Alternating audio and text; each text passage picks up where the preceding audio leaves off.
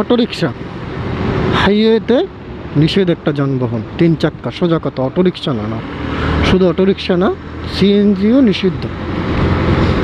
CNG তো মোটামুটি ভালো পাওয়ার আছে, সে 60-70-এও টানতে পারে। তারপরেও সিএনজিও নিষিদ্ধ, কারণ হচ্ছে সিএনজির লুক ইন গ্লাস নেই, যে কারণে হয়তো বা নিষিদ্ধ সিএনজি, আমি জানি না সঠিক কারণ। 3 চাক্কা হাইওয়েতে নিষিদ্ধ। তো এখন 3 চাক্কা চলে অনেকই, তো কিছু কিছু জায়গায় তো একবারই নিষিদ্ধ থাকে না, কিছু জায়গা যেমন ফ্লাইওভারের উপরে টোটালি অটোরিকশা নিষিদ্ধ, বা ইজি বাইক যেটা বলি আমরা, বড়ডা বা ছোটোডা, মিশুক। এখন গতকালকে আমি সারাদিনই কাজ করছি মানে গুলিস্তানের দিকে, নবাবপুর রোডে আমার কিছু কাজ ছিল। ওই নবাবপুর রোডের কাজ শেষ করে আমি নয়াপল্টনে বড় ভাই আসছিল, বড় ভাইয়ের লাগে দেখা করে আমি আবার ঘুরে দিয়ে আইসা মেয়র হানিফ ফ্লাইওভারে উঠছি। ওঠার পরে যেহেতু যাব বাসা রূপগঞ্জ নারায়ণগঞ্জে, তো আমি ড্যামরার রোড নিছি, মানে হানিফ ফ্লাইওভার দিয়ে ড্যামরার রোড নিছি। দেখি কি, যখন টোল দিতে গেছি, টোলের সামনে দেখি একটা অটোরিকশা থামানো। অটোরিকশা থামানো না, শুধু অটোরিকশার ড্রাইভার, বয়স হয়তো বা 15-16 বছর, বা আর একটু বেশি কমও হতে পারে, 17-18 হতে পারে, মানে 15 সালের নিচে না, আবার 20-এর উপরেও না, এই মাঝামাঝি একটা বয়স ওর। ইজি বাইক, সম্ভবত কোনো মাল নিয়ে ও হয়তো বা গুলিস্তান থেকে, নয়তো বা সায়দাবাদ থেকে, নাইলে যে কোনো জায়গা থেকে ও উঠছে। ওইটা ওখানে নামতে গেছে। এখন তো তারা তো আর নামতে দেবে না, কারণ ওর তো নিষিদ্ধ, উঠবে কি, ওর টোলকেই, আর ও উঠবে বা কেন, নামবে বা কেন। এখন দেখতেছি যে ওইখানের যে দায়িত্বরত যে সিকিউরিটি বা মানে কর্মরত যে দায়িত্বশীল ব্যক্তি আছে, ওনার পা ধরতেছে। জিনিসটা খারাপ লাগছে, পা ধরতেছে, বেশ ভালো কথা। হয়তো বা উনি ক্ষমা করে দিবে পরবর্তীতে, বা না দিবে, বা আইনের হাতে তুলে দিবে, যেটাই হোক হবে। বাট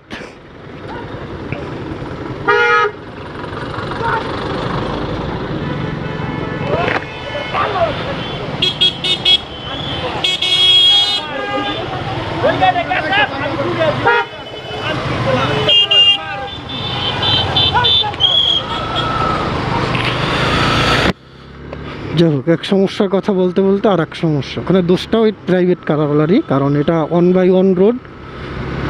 উনি হয়তো ওনার সুযোগই দেয় না ওভারটেক করার জন্য, মানে ওভারটেক করার জন্য, সরি, ওভারটেক তো এখানে মানে আপনি সিস্টেম না দেখে ওভারটেক জোর কইরা আপনি ওভারটেক করবেন কেন? ওই সাইডের গাড়িওয়ালার সমস্যায় ফেলে আপনি কেন ওভারটেক করবেন? ওই বিষয়টা বাদ দিলাম, যে বিষয়টা কথা বলতেছিলাম, পরবর্তীতে আমি দেখলাম যে ও পা ধরতেছে। জিনিসটা খারাপও লাগছে, যে আমি চাইছিলাম একবার যে যাইয়া রিকোয়েস্ট করবো যে ওরা ছেড়ে দেন, কিন্তু আমি পরবর্তীতে ভাবলাম যে ওরা যদি সাইরা দেয়, তাহলে এরকম তো আরও অনেকেই ভুল করবে, তাই না? এই ভুল তো আরও অনেকে করবে। ও ভালো কইরেও জানে, এটা ওর না জানার কোনো বিষয় না, যে যেখানে ওর বিভিন্ন রোডে নিষিদ্ধ, সেখানে ফ্লাইওভার তো প্রশ্নই ওঠে না। যাই হোক, পরবর্তীতে এই চিন্তা করেই শুধু আমি আর রিকোয়েস্ট করতে যাইনি, না আমি রিকোয়েস্ট করতে যাইতাম যে ওরা ছেড়ে দাও, পা ধরতেছে তো ছেড়ে দেন, বা ছেড়ে মানে প্রয়োজনে কিছু জরিমানা নিয়ে ছেড়ে দেন। কিন্তু এরা তো ছাড়বে না, এটা স্বাভাবিক। আইনের হাতে তুলে দেয় ভালো হবে, আমি মনে করি এটা আমার ইয়া থেকে। ফ্লাইওভারেও মেয়র হানিফ ফ্লাইওভারের মতো, যেখানে সারাক্ষণ জ্যাম লাইগা থাকে, বড় গাড়ি সব কিছু, যেখানে টোটালি নিষিদ্ধ, সাইকেল ওঠা নিষিদ্ধ, সেখানে মানে কী বলবো, কিছু বলার নেই, চুপ করে দেখে চলে গেছি। যে এই যে ব্যাপারটা, আসলে এটার যত কঠোর না হবে, এটা সমাধান করা সম্ভব না। যদি আইন কঠোর না হয়, এটারে আপনি কখনোই এটার নিষ্পত্তি করতে পারবেন না। হাইওয়েতে প্রত্যেকটা গাড়ি ধরেন এইটা এটা যদি আমি কোথাও ভুল না করে থাকি, এখানে অনুমোদিত স্পিড আছে 60। এখন এখানে যে রোডের যে অবস্থা, এখানে তো একটা বাস ওই পাশ থেকে একটা বাস, ওই পাশ থেকে একটা বাস, 2টা বাসই যাইতে পারবে, তাই না?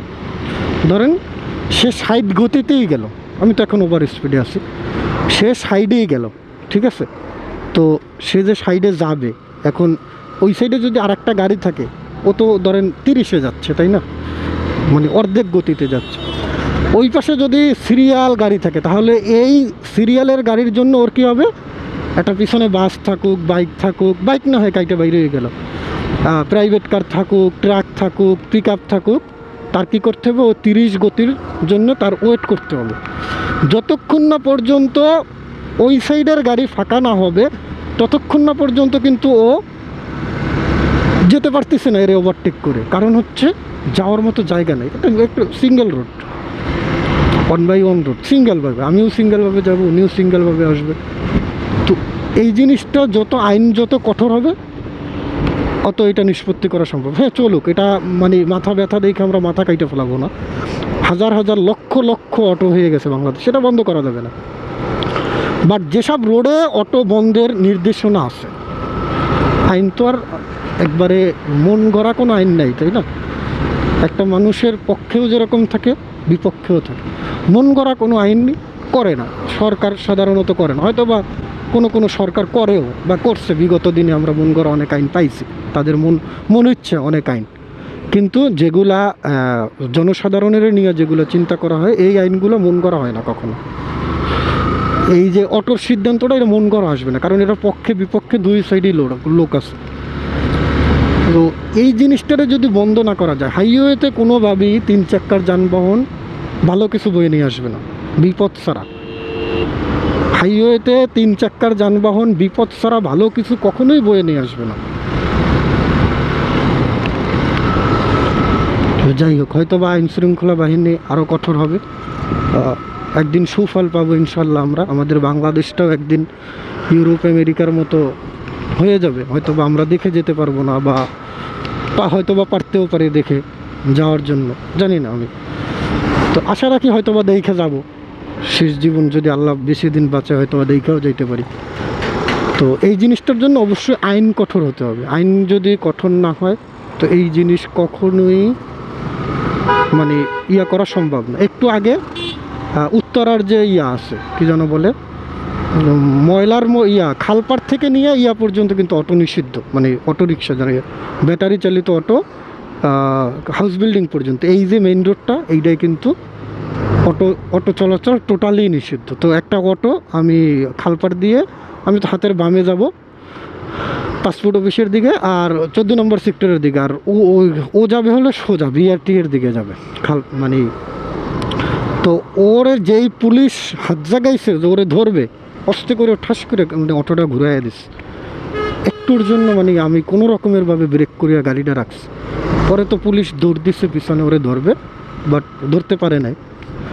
কিন্তু ও যেই ব্রেকটা করছে ও তো বাঁচার জন্য করছে, কিন্তু আমি তো বিপদে পড়ে গেলাম না, বিপদে পড়ে গেছিলাম তো আমি, হয়তো বা গাড়ি এই যাত্রায় বেঁচে গেছি, বাট পরবর্তীতে তো আমার সমস্যাও হতে পারতো, তাই না? ও তো আর ডাইন বাম পিছন সামনে কিছু দেখবে না, ও তো বাঁচার চেষ্টা করবে, কারণ ও জানে যে 14 দিনের জন্য মেবি ব্যাটারি নিয়ে যায়, জরিমানা নেই, 14 দিন মেবি ওর ব্যাটারি দিবে না তারা। যাই হোক, হয়তো বা সমাধান হবে কোনো দিন, অল্পতেই আশা রাখি, এই আশা রাখেই চলি, আলহামদুলিল্লাহ একদিন সমাধান হয়ে যাবে। ফি আমানিল্লাহ, আসসালামু আলাইকুম।